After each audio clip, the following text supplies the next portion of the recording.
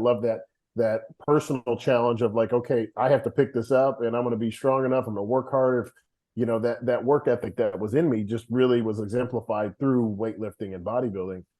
So training in sports really got me the iron bug, which led me into going to my couple shows that were local to where I lived and watching and being like, man, this is really cool. I like this sport. I really have I want to try this eventually. But my thought was I had to be where I was at the top of my career, where I am now, to be on stage. I didn't realize, okay, I could start as a teenager and I could work my way up the ranks, and everybody's got a starting point in whatever it is. So for me, it was starting at 17, 18. I just turned 18, decided to do my first show, did a state show at the age of 18, did the men's and teen, won the teen, and then went into open men and placed third place. And here I really didn't have a lot of knowledge or experience and not a lot of time lifting at a high level, but I had a lot of success. And, the doors were opening. People were like, you got something, all these people were like, you got something special. So I don't think they tell everybody that, but at the same time, it's like, okay, like it's potential, but what you do with the potential is on you. Good afternoon, Coach Kelly here with, I always say a very special guest, but this is like epic, very special guest. Steve Kuclo is one of the top professional bodybuilders in the world. He is a husband and father-to-be. He and his wife are expecting in the next few weeks their first little boy.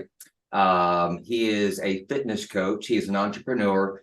And most importantly, he is a follower of Christ. And I can't even tell you how thrilled I am to have him on my show this afternoon. So, Steve, welcome. Kelly, thank you for having me. What an honor. We got introduced by a mutual friend, and through alignments in life, I think that, the best things in relationships come because of that. So again, I'm honored. I've heard nothing but amazing things about you. I've seen what you've been doing. So anything I can add value to what you're doing, I'm honored to. So looking forward to this interview. Okay, thank you, sir. I appreciate it. So you and I have kind of a similar upbringing in that we were both dual sport athletes. I started playing golf at 11. I started lifting at age 15 to get stronger for golf. The iron bug bit me hard, and I ended up putting golf on the back burner for a few years. And actually, I did my one and only teenage contest at 17. I'll never forget that. But I mean, golf kind of came back into my life, and I just never pursued training to be a bodybuilder. It was always more to support my golf. But I love to lift. But I know that you achieved very high levels in hockey, but then obviously weights entered the picture. How did you go from that to being, your first show was at 18? How did all that come about? It was playing sports, like you said, dual sport through my. It was sports that really triggered my drive to become, the biggest, fastest, strongest guy on the field or on ice. I played hockey and football were my main two sports as I got into my teenage years, and had a lot of success. I played hockey at a very high level, won national tournaments, won state tournaments, won international tournaments. Ended up in the Hockey Hall of Fame in one of the tournaments I ended up winning. So that's kind of a cool little fact that, through my career, and actually a few guys that I played with in the leagues that I played in, a couple guys on my team end up going to the NHL. So that definitely was a path that I could have chose, but the bodybuilding, the iron bug really hit me. And it was, when I played football, obviously strength is a very important, and your agility, the stronger you are, the faster you are, the better you are in that sport. So that's what really led me into weight training. And I just, it was just like one of those things that just came naturally. It's like I walked in the gym. I remember I was walking in as a freshman in high school, and I saw some of the guys that were seniors that they looked like monsters to me, these guys and on the football team. And I looked at them and I was like, man, I want to be like those guys, but at the same time, I was very, very much into the fitness magazines. I'd read the Flex magazine and the Muscular Development magazine and Muscle and Fitness, all that kind of stuff. So that was, I enjoyed learning about the body and how it worked, and seeing, hard work pay off in the results you get. So that kind of led me into start getting into a workout program. My football coach was one of the first guys instrumental to me that was, encouraging weightlifting. So, through lifting some weights, you get some results. You see your shirts get a little tighter, those arms get a little bigger, and you're like, man, okay, get a little more attention. So I was naturally a pretty strong guy, naturally a little bit bigger guy. So it just came natural to me that and I loved the challenge. So I really had surrounded myself with great people. I worked out in a, kind of a hardcore gym. So a lot of meatheads there that people just loved to train. It was very encouraging, very motivating. And that's really what led me to pursue it, as I had a lot of success in it. Things, through my hard work, it wasn't just handed to me. Bodybuilding is a sport that you can't just show up one day and say, hey, I'm going to compete. Like, it takes months and years and so much time of hard work. But that's really what drew me into it, was kind of going both sports, loving the train, loving to be the best version of me I can be. And then the sport of bodybuilding was just the one man sport. Here it was. Did you have anyone help you for your first show with your nutrition and or prep? Yes, there's a funny story with that. So, a very good friend of mine, he started working out together. His name's Justin Harris. He's one of the most intelligent men in the fitness bodybuilding world. Like, the guy is absolutely brilliant. He understands the body on like another level. So when we started working out, he's about 6, 7 years older than I am. So he was in his mid 20s. I was 18. But I was like, again, I didn't really realize how strong I was. I was lifting right with him, doing all the lifts, squats and heavy deadlifts. I mean, he was super strong, but I was hanging with him. And then he was the first show he did. He's like, hey, I want to do this show. I'm going to do it. And I was like, well, I'll do it too. I was like, why not? So he's like, all right, I'll help you. I'll put together a plan for you. And he's like, you doing anything now? And I remember I showed up at his house and I had like this little stapled piece of paper of like 3 sheets from like a diet from bodybuilding.com. And they were like, how to get in contest shape, and it was the most generic, like, crap you could ever see. Like, now, knowing what I know, I'd be like, I would never tell anybody to do that. But that's what you kind of downloaded from the internet and printed off, and that's what I'm going to follow. So he looked at it and he kind of laughed at me. He goes, "You're doing this?" And I was like, "Yeah." He's like, "Okay, we got to start. We got to go fresh with everything." So I said, "Okay." So he handed me my diet, and that's where I really understood the importance of having a coach. Number one, how it's important, because this sport will play mind games with you. It'll play, if you're a person that likes to just do everything over and above, and more is better, like this, you have to make sure you have somebody like with a leash on you, pull, and you say, hey, not quite that far. So, but yes, I definitely had a coach going into my first show, and it was very important for my success, because he was great eyes, great information. I trusted him. He was very smart. Like, there's a lot of bad coaches out there, and there's a lot of good coaches. So that's what I always tell people that want to get into competing, to make sure that you vet your coach, ask people about him. Don't just assume that maybe he's a great marketer and can say, greatest coach on the earth, but he's got a track record of hurting people or not doing things right. So yeah, that's a So, whole nother topic.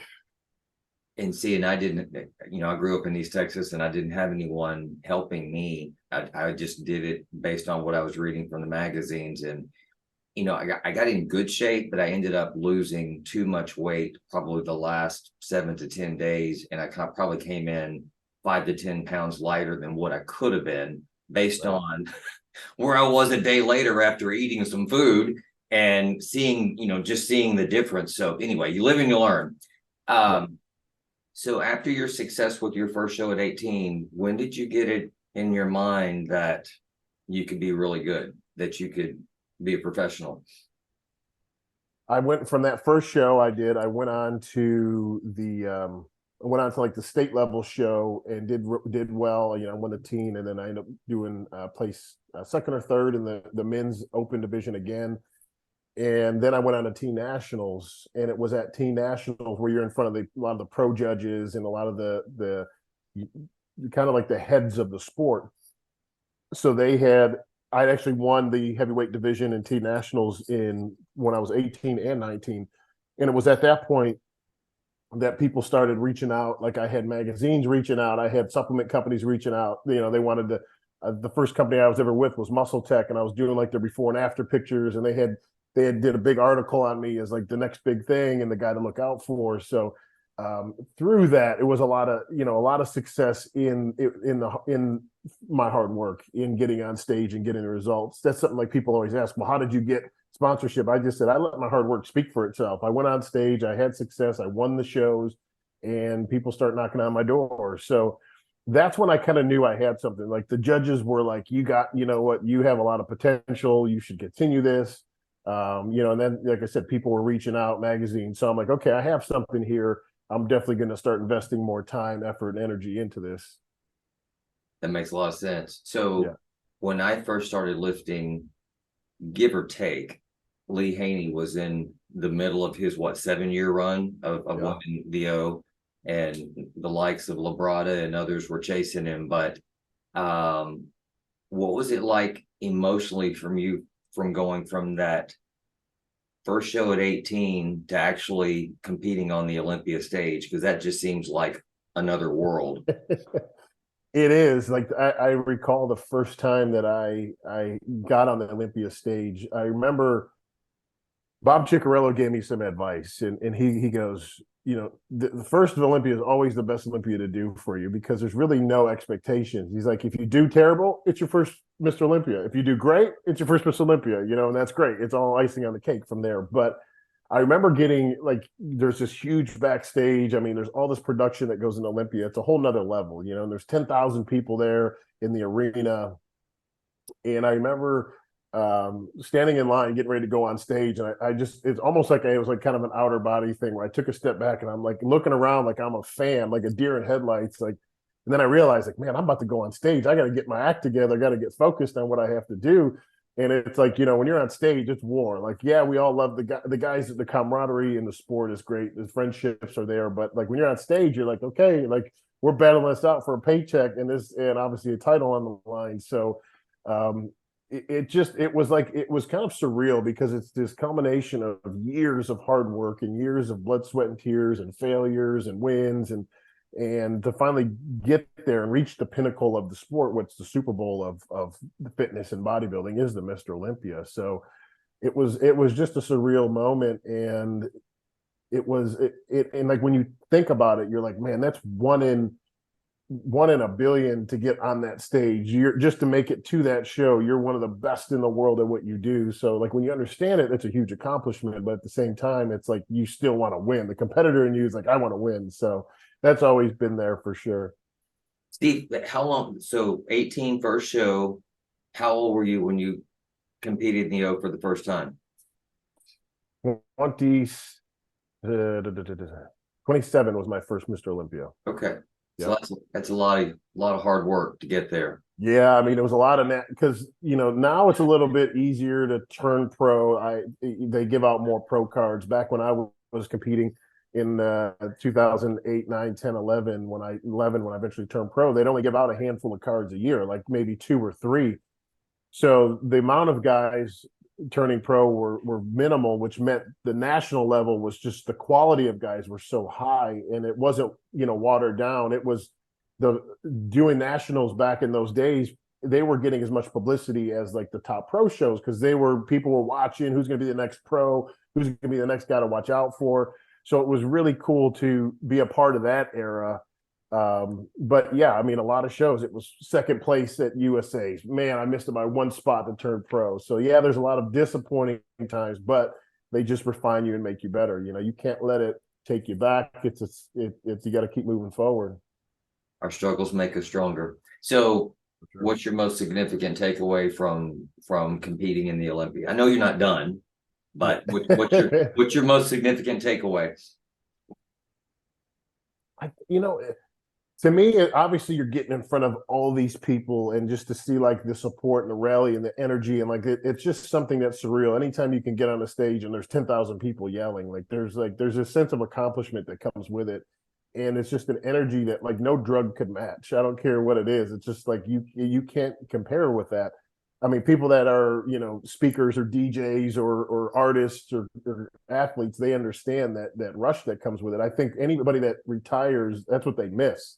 Like I don't, all the hard work, yeah, whatever, but it's that adrenaline of the people. But I think it was really to be able to be impactful and inspiring and motivating to people. Like anytime I was at those shows and being able to meet and greet at expos and meet and greet at the fan times that they set up for you, it was so cool for people from all over the world to come up to you that were a fan of you, one to ask you your autograph. I thought autograph a picture, like, hey, who am I? This little guy from a little town in Michigan, growing up. Now I've got people asking me for my autograph and picture, but I think it's cool to see the stories that people tell you of how you helped their life from just being who you are and following your dream. I think that was one of the coolest like things that really hit home with me. Regardless of titles, I've had titles, been on covers of magazines and all that. But at the end of the day, it's like, man, that's how you could use this kind of platform and how it was useful other than for me to be able to help people. So you will appreciate this. I was still in high school, and this was a little regional event down in Beaumont, Texas, north of Houston. Tom Platts, and that was in his prime. Yeah. He was guest posing. So two of my best buddies, we drove down to go see Tom, and I had bought his. I don't know if he's published more books since then, but he had a book that had come out recently, and I had that book. And so we watched the show, watched the whole thing, and he was signing autographs afterwards.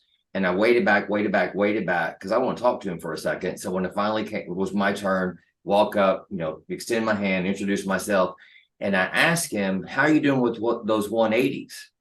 And he looked at me like, "How in the world?" He had mentioned in his book that he had recently had Golds purchase a couple of new 180-pound dumbbells so he could throw around a little extra weight on his incline chest press. And I told him, and he just got the biggest kick out of that. But he's super nice guy. Yeah. And anyway, No, Tom's a sweetheart. Yeah, it's one of those things like, you have young aspiring bodybuilders, guys that were, I was in their shoes at their age. So I remember the first guys I met, and how impactful they seemed like superheroes to me. So I always wanted to return that to the younger guys that would come up to me. so at least for a period of time, you also worked for City of Dallas, firefighter and paramedic. Yeah. How did you pull off that dual life and accomplish all that you did with bodybuilding? Not an easy task. Definitely taught me a lot of life lessons on how I could manage stress and how to work under pressure and time management and not making excuses. Like that was probably one of the biggest benefits of it. But I was 10 years working for the city of Dallas. Having the dual career, initially it allowed me to pursue bodybuilding at a high level because bodybuilding is very expensive. But at the same time, it's like, okay, you need to fund it. You need a job. And I loved the career as a firefighter. I loved the brotherhood and loved that job. But it eventually came to a crossroad where I needed to make a decision to be all in with bodybuilding or try to pursue both and be stressed out and not be able to give enough to an opportunity that I had with bodybuilding. So I eventually went all in on bodybuilding, and it was the right choice. I obviously thought out the decision, didn't just kind of blindly say, I'm going to quit this full-time job and career and great job to pursue something that is a maybe. I made sure that bodybuilding was, it was being fruitful enough, it was providing enough, and it was the right opportunity and right time to go ahead and say, I'm going to close this door and let this door open up all the way, and I'm going to walk through it. So thank you for your service, by the way. Hey, thank you. What's your biggest takeaway from your time as a firefighter paramedic? It's I think the servanthood mentality. I mean, it's a thankless job. You're working 24 hours a day. You're doing things that people will usually never see. You're cleaning up the streets, doing helping people in need. So I think it really developed me as a person. It developed me as a servant. It developed me as a problem solver. People, they're calling you in their emergency, and you're showing up trying to solve their problems. So to be able to help people, it's like when you do something good that really helps somebody in need, there's a reward that no money could truly buy. And yes, you get paid, but it's really in today's world. I mean, if you got somebody on a basketball court getting paid 7-8 figures to play a game in 1 hour a couple nights a week versus somebody that's sacrificing their life getting paid 40 grand for a year, you're like, how does that balance out? So I always had I think firefighters, police officers, first responders, all of them, I think they should be paid much, much more. But it's another conversation. I agree with you 100%. We would not have not so much, well, it is freedom. When you're talking about law enforcement, we would not have the freedom that we enjoy without their protection. So what's the most significant challenge that you faced in life, and having gone through that, you're a better person because of it? It was through that firefighting and everything that part of my career. The one thing about it is it makes you a little bit jaded, hard, and cold because of the amount of trauma you see in this world, the amount of the negativity and the evil of this world. You know, you see people shoot other people, you see death, you see people getting stabbed, like you see a lot of this, and it kind of hardens you, and it did for me. It made me very cold as a person. It kind of started to change me. But where my heart began to soften is really when I began to nourish my relationship with Christ, when I had really dug into church and felt like, and I worked with some amazing Christians and amazing guys that, you know, we started having Bible study during, you know, we were at work together. We were having a lot of fellowship, and they were, you know what, it was them kind of showing me, hey, you need to plug in, you need to be part of a community, you need to be in a church. And I started doing that. And I remember just being sitting in the back of a church, just crying, the Holy Spirit just working on my heart and just softening it. And it was through that really allowed me to soften who I was and become more emotionally available from being so shut off from that. So that was probably one of the biggest impacts with that. Cool. So when did you start branching out from your bodybuilding pursuits into the world of business and being an entrepreneur? I saw probably it was what would be my hero or somebody I admired in the sport would be Jay Cutler. Jay Cutler was very much a business oriented bodybuilder, and so many bodybuilders just kind of one trick ponies. And then I saw Jay, who was, you know, coming out with his own t-shirt line and doing his own supplements and doing this investment and that. And I was like, you know what? I want to try to do that too. Now, I didn't have any mentors at the time. My family's blue collar, like as they get, just very hardworking people. And so I really had nothing to kind of go off of. And I was just kind of following, emulating what he was doing, and more or less came out with my own t-shirt to start doing my own stuff in apparel. And then I eventually have my own bodybuilding shows. So there's like a lot of things that came of it. But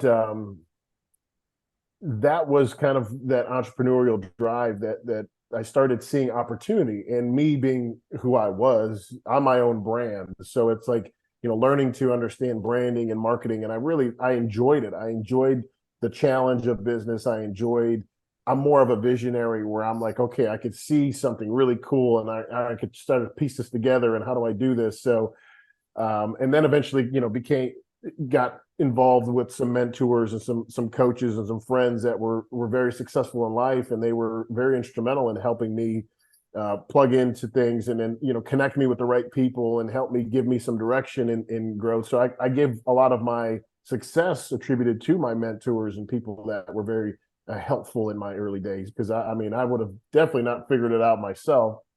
So through alignments, definitely led me to so many great opportunities. Well, tell me about your fitness app that you and Mitch are working on. Yeah, so this last year, obviously I've taken a little time off the stage, focusing on family and wanting to start a family with my wife. And then, you know, God's blessed us with a beautiful baby boy on the way. With, like you said, it was, by the time this launches to get out there, he may be here, but he's within a few weeks. It's definitely down to the last little bit of time. But this year, it just got really put it on my heart of wanting to get into, because I've always helped people. I've always, people that reached out, and I've always kind of coached without coaching, if that makes sense. Like, I've never did it as a monetary thing. I would always just do it because I like to help people, and people would reach out, hey, could you help me put together a diet or a training program? And I would do it because I just love helping people. But I was like, you know what? I need to make this like a full time. Like, I'm ready to go all in on this. I need to be. I can monetize this, and I wanted to create a platform because I've seen a lot of different coaching groups that I've been a part of that are very business driven, or they're like just fitness driven. I wanted to create a platform that is like very holistic in creating better people all around. Like, that's why I call it upgraded human. So it's the four pillars which we like to teach on is faith, family, fitness, and finance. So faith is going to be your mindset, getting the relationship with God, building your life on the foundation of Christ. your family is, your relationships with your children, the people you do life with, your family of choice. Fitness, obviously, huge proponent of it. Huge, getting your fitness right is so important in life. And then if you get those things right, the business part will just take care of itself. Like, you're going to be much more productive, much more successful in the business realm if you're doing all those other things right. So I've seen a lot of people like that have great businesses, but their relationships and their fitness is struggling, or they're great in fitness, but their business can't get off the ground. And so my thing was like helping people elevate or upgrade these areas of their life to create upgraded humans. So that was my vision with it. And I launched an app in May. I had my first live mastermind in May as well, and in the time that I launched the app. So it really was it was a lot of like, thought and vision of how I wanted to do this. So I put together an app with a mentor of mine that kind of launched one very similar, and he had the platform together. So we took it and then we kind of, branded it and made it my own, to where I do weekly coaching calls on each one of the pillars that I talked to you about. And then I have a lot of information on there on training and nutrition and diet and relationships and all kinds of stuff. So it's really a community and a network that there's a lot of like-minded people that are into understanding the growth mindset, investing in yourself. So that's kind of where that app launched. And then obviously I'm taking a part of that and doing more one-on-one coaching with my high-end fitness coaching, that I work with a lot of high-end entrepreneur guys, business guys, high performers that really need that have neglected their fitness and try to make it a priority again. So that's really what I'm doing right now. That is awesome. And now, is the app up and running? Yeah, it's called Upgraded. Yeah, it's the Upgraded Human app, Upgraded Human Mastermind, and you can get it on the App Store. You can get it on the web base as well. So it's been a cool learning process of like, developing an app and upgrading it, updating things. And we're still kind of refining some of the back end stuff, but it's like a simplified Facebook, if I could explain it. It's got a feed, it's got groups, it has, all the info, like pages with different PDFs that I've uploaded on there and help people with. And so it's there's a lot of value in it, and it creates a community. Like, people, that's one thing I always encourage people is plugging into community and getting in groups and going, investing in paying to get in a room with a lot of high performer people. It's going to upgrade, or you're going to think much clearer or higher. You're going to want to do better in life. If you're around a bunch of schmucks that don't want to do anything in life, or average people, you're just going to be average. So I want to be around people that are above average. So that's been my thing, is creating a group that we can create an above average mentality. Your associations make or break you. It's that simple. Right. And that never changes. So, and this is a general question, but still, what makes you feel inspired to do what you do? And I know you do a lot of different things, but what inspires Steve? I'd say my number one inspiration in life is probably my wife and family. Like, knowing that, like, that responsibility, that to be able to take care of them. That, like, I'm a relationship and family guy at heart. That's a big core value of mine. And then from there, it would be, being able to really impact people, help people, upgrade their life. I think so many people are a little bit in today's world that there's so much information thrown at us and we're so distracted by things. It's like creating more clarity of what your vision and what your passion is, and how do you create this? How do you become more productive in life? And how do you live a better life you just start taking care of yourself and learning some self-love and investing in yourself, and how much your life will exponentially increase if you start doing these things. It's just small actionable steps daily that people think of, like, they just see something and they don't think of, how do I got to get there? What are the small steps I got to take daily? They're like, oh, I can never be a millionaire. I can never live in $1 million house, but if you kind of re-engineer it, take a step back, like, you can do it. Like, it's changing the way you think and the way you've been wired. So obviously, I know you're a man of faith. You've mentioned that several times, but how do you balance your roles in sports and business with faith and family? Because that's like a lot of men don't, and I would say most men don't. So how do you maintain that? I think it was through my years in my 20s where I thought, man, I'm invincible. I can do everything on my own, and I can't, I can't do anything wrong, and all that pride that comes on you from success in life and things. And then it really was humbled when there was a lot of failure during that time, things that I didn't do right, things that I didn't win at, things, failed relationships, failed business, failed, attempts at different things. And I'm like, you know what? I got to change what I'm doing. And I realized it. And it was all signs. God was putting these people in my life. And that's when like I said, I start plugging into church, start getting involved more. And that's when I really gave my life back. That's when I became baptized again. That's when I plug into where the church Elevate Life, where Mitch goes. I started going there when I was 29. So I'm 38 now. So been there like 9 years, and it's being involved in those groups and making it a priority. They talk about putting God first, but that's like making it a priority, and making sure that relationship is there. And that's the one thing people always confuse a lot with religion. They think religion's so rule-based, it's very man-made. Like, faith in God is having a direct relationship with him, being able to, ask things, being able to, get wisdom, and be able to see the miracles that happen in life, and be grateful, have an attitude of gratitude for that, all those things. So that's really changed my perspective when I started really plugging into that. I think it was my pastor. I go to Prestonwood just in the last couple of weeks. I mean, obviously, there's been a decline in our nation of people even going to church. And the most common excuse that people will give is that they don't have time. And that reminds me of something that my mom told me about my grandfather, he's gone, but he was a Baptist preacher when I was a baby. I don't remember that, but I mean, he was. But something that she told me that he used to say, and it's something that Dr. Graham from Prestonwood, he will still say from time to time: 90% with God is better than 100% on your own, or whatever percentage you want to attribute that. It's with your time, it's with your money, it's with your stewardship of, first day a week going to church. I mean, it's all those things.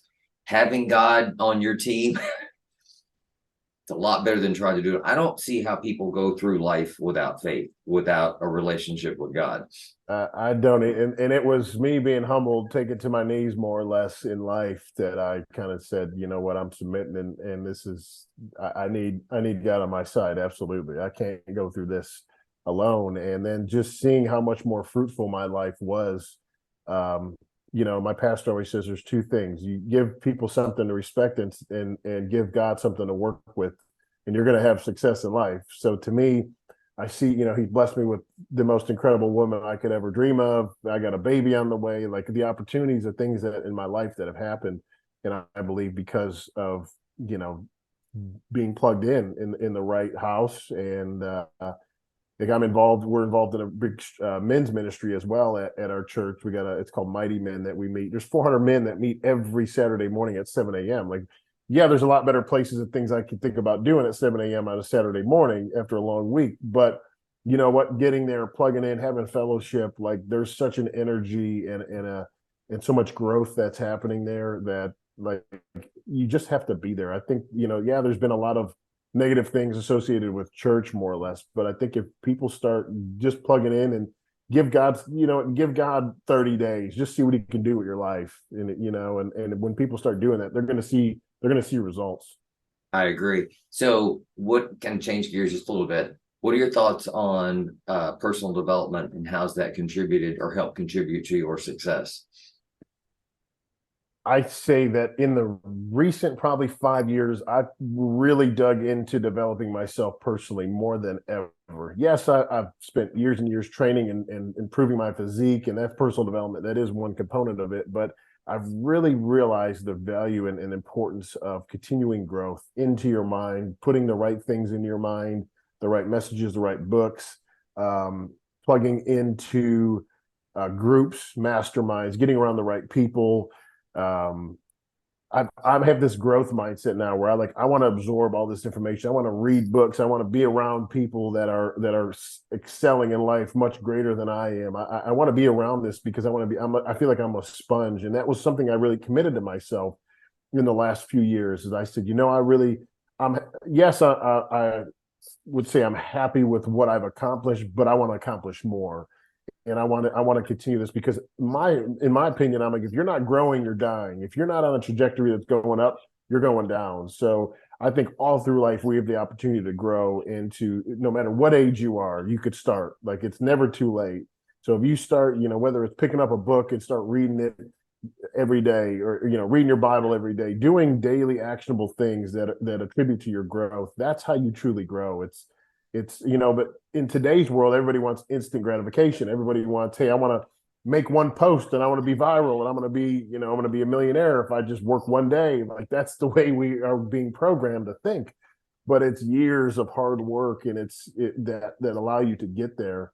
And if you're willing to put in the hard work, you'll have success. But you just have to keep moving forward. So one of the first videos that I created, the title is there are no shortcuts to success. I said we live in a instant gratification microwave society where people want what they want like 5 minutes ago. And Yeah. that's just not how success works. Also, are you a fan of John Maxwell at all? Yeah. So I love his saying, because he's not so much, it's not that he's not goal oriented, but he's way more growth oriented, because he doesn't see a finish line. He sees Right. growth until. And he said, when you stop growing you cut off your capacity to serve others. Yep. And I love that mindset. And I've been following him. In fact, Mitch and I were at the same place. Pastor Keith hosted a leadership event back in, I want to say 2010. And John was the keynote speaker. Well, Mitch hosted him for the weekend. So he got to spend time with John up close and personal. I was in cheap seats, but still, that was an amazing event to see John Maxwell live. That was very cool. So Absolutely. you mentioned books. What's the book? What's the book that's impacted you the most in that last handful of years? I've been given a pretty good list of books that I've Keith Craft's book, Your Divine Fingerprints, incredible as a self leadership and understanding growth mindset is huge. I've really dug into self love and try to really understand the mind. And the recent Love Without Conditions is an amazing book. It's really it's written as if Jesus is teaching you his teachings. Like, Really? yeah, it's one of the most profound books I've ever read. Like, just the way it helps you understand when Jesus says, love your brother, but then love your enemy, like pray for your enemy. Like, what does that mean? Like, how valuable somebody that is coming against you. Yes, it may hurt you or upset you, but at the same time, that enemy may highlight things that you really need to address or work on in your life. So it's truly valuable if that person's saying something about you that you may not want to hear. Oh, you're lazy, that dude's lazy, he's this, he's that. But you're like, well, maybe if you kind of take a step back and evaluate it, you're like, maybe I need to step up a little bit. Maybe I need to change this in my life. So there's value in what your enemies could tell you. So it's a really amazing book that I encourage people to. It's an easy read. It's about 160 pages. It's not crazy. So I mean, I love reading business books like Rocket Fuel and Traction by Gino Wickman. Like, for people that want to start business, like, that's some of the most. I mean, that cuts out years of trying to figure out how to structure your business right there. Putting together systems. I mean, there's just I love growth books. I'm not a book like I just want to read about a love story. Like, I got a love story with my wife. I want to live it every day, but Right. I want to learn how to be the best version of me. So what was the name of the Jesus book again? Love Without Conditions. Paul Okay. Ferrari is the name. I can never say the last name right, but it's a fantastic, fantastic book. Okay. So what's the best compliment you ever received? Best compliment I've ever received.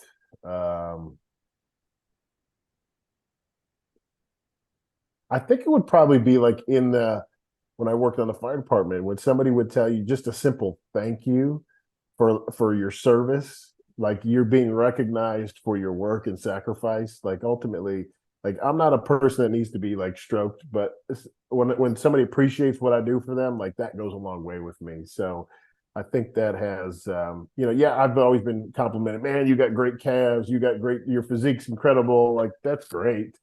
But when somebody truly thanks you for like saving their life or something, you're like, man, that's really powerful stuff. So, what's the best advice you've ever received?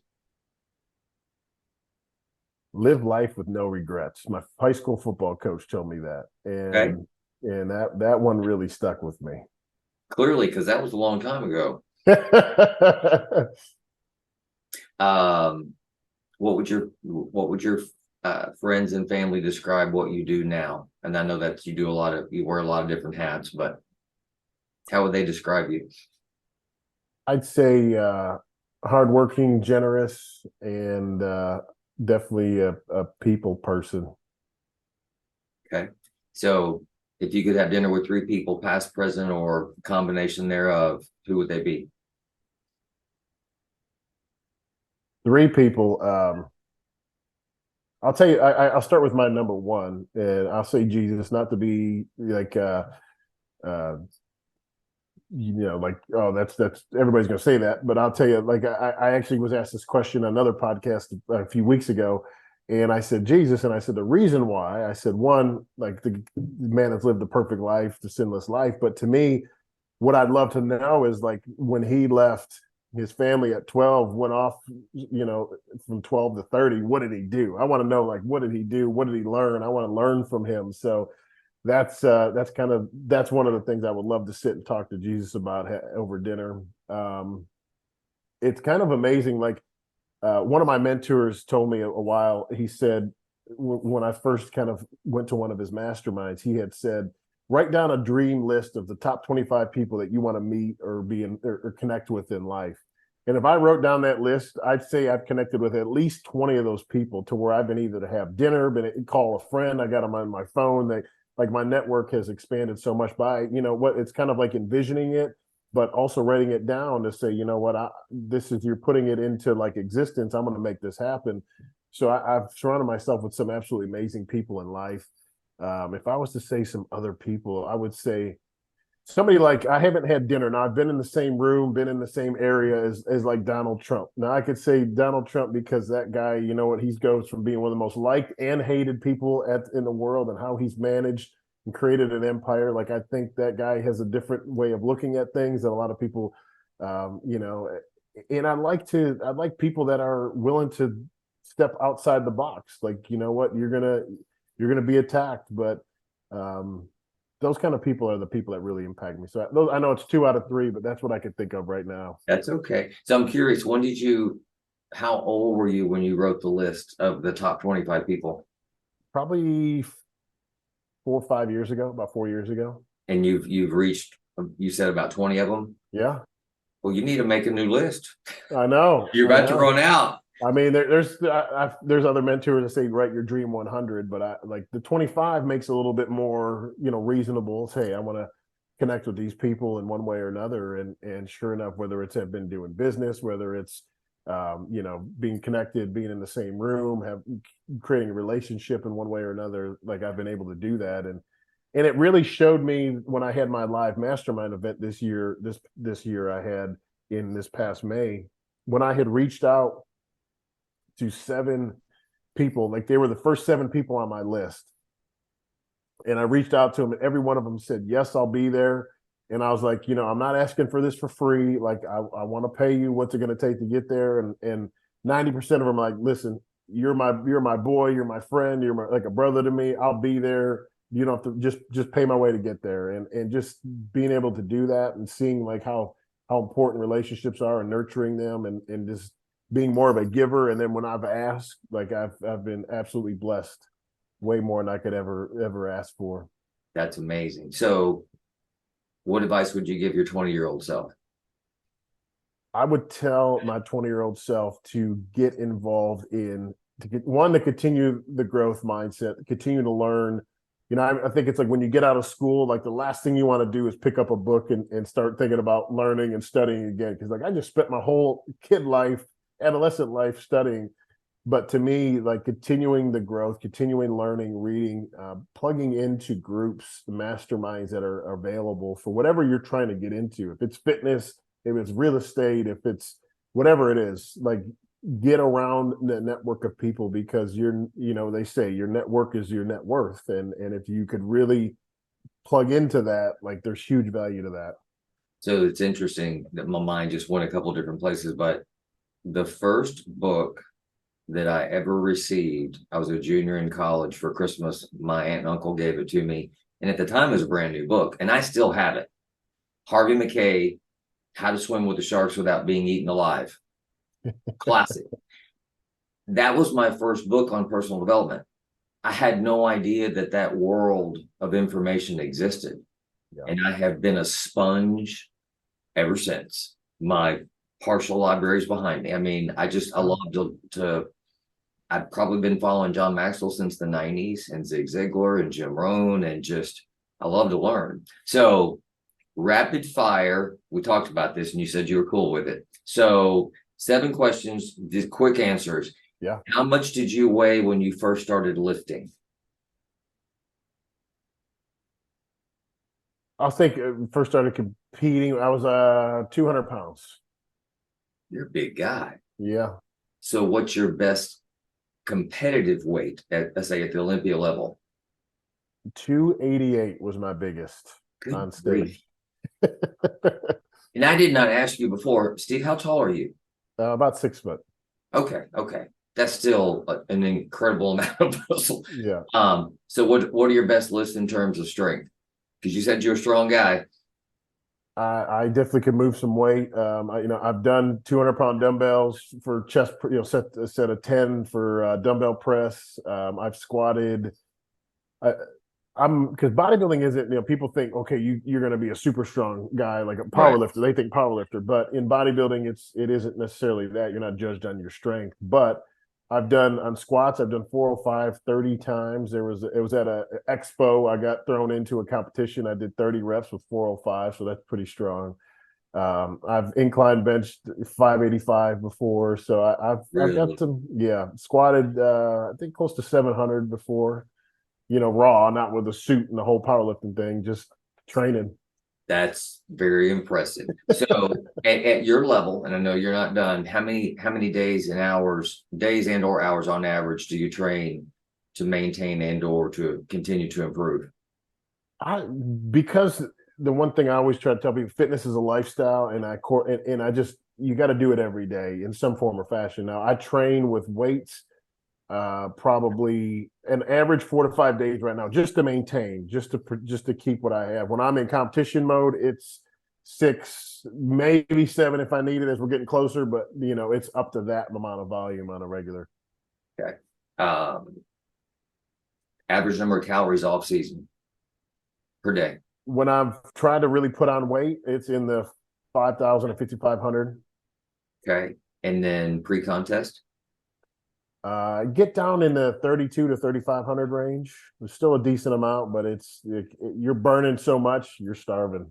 And I didn't think about that when I created this list, but just segue, how many meals a day on average? Off season, I pull back on the amount of the frequency of meals, but probably in the 5-ish range, 5 to 6 tops. Pre-contest, it's more in the 7 range. I do more frequent meals pre-contest. Okay. Favorite foods to enjoy once you walk off that stage and you get to eat again? I'm more of a salt and fat guy. So give me a burger, give me pizza or sushi, and the American delights are my go-tos. All right. And 1 point on recovery, how much sleep do you shoot for a night? 7 to 8 hours is my ideal, and what I encourage every one of my clients to shoot for. I think that's where you feel your best, and people really neglect sleep and don't see as much value in it when that's really when your body's recovering the most. And a lot of people do neglect. Okay, so Yeah. one last question, back to being serious. Um, how does Steve want to be remembered? What's your legacy? Steve wants to be remembered. That's a good one. It's kind of crazy when people currently, like, as I'm going into my later years of my career, and I'll post something, and people will comment on it like, man, this guy's a legend, this guy's one of the greats, and I'll see that, and I'm like, man, I don't think of myself that way. I don't look at it that way, but you know I, I feel like, you know I feel like I'm getting into my true purpose of why I'm here on this earth. And I think if I truly live out my purpose, and I think that's going to be to really impact people. And I can't say exactly what it is. I can't say if it's going to be speaking, because that is one thing I love to do, speak to groups and speak to people, or if it's going to be coaching at a high level, something like that. But to me, it's going to be how can I take what I have learned and experienced in life and help people grow and help people live their best life. Like that's the most rewarding thing for me. And that's what I'd love to be remembered as. Fair enough. So I can't tell you how much I enjoyed this, especially that last part. I knew you were strong, but good gosh. I really appreciate your time today. This has been Kelly, great. absolutely. So, how can people find you? They could reach out to me. Social media is all Steve Kuclo, Kuclo. Reach out Instagram, Facebook. I'm on those platforms, TikTok, all that kind of stuff. Eventually, want me to do. And then, if somebody really wants to reach out to me, work with me, they can. I have an appointment setter. It's go.stevekuclo.com. And you could, if you really want to take your fitness, take your health, take your life to the next level, feel free to reach out. Well, I enjoyed it, my friend. Thank you. Kelly, thank you. It's been amazing. All right. I look forward to talking to you soon.